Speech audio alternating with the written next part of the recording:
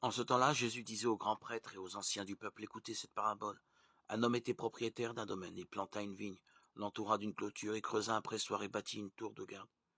Puis il loua cette vigne, et les vignerons et partit en voyage.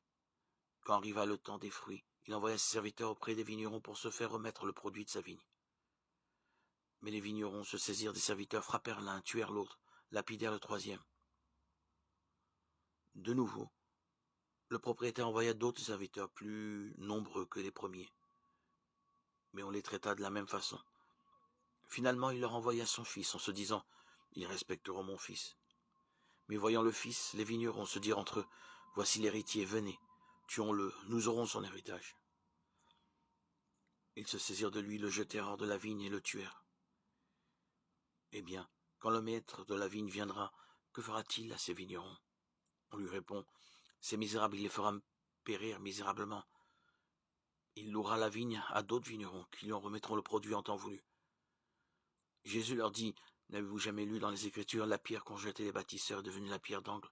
C'est là l'œuvre du Seigneur, la merveille devant nos yeux.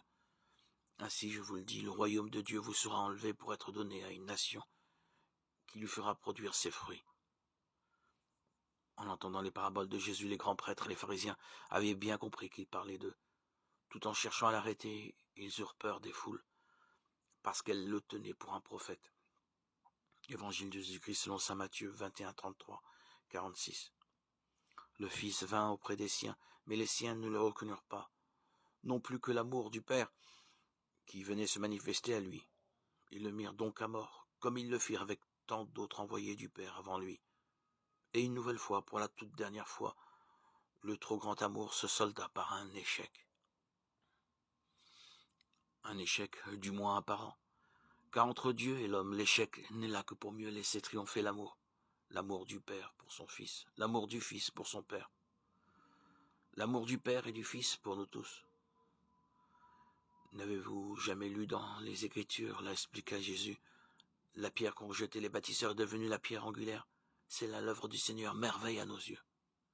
Oui, cette histoire d'amour, celle des relations entre Dieu et chacun de nous, est toujours une histoire plus ou moins tourmentée, histoire ponctuée par les nombreux échecs que Dieu vient essuyer auprès de nous.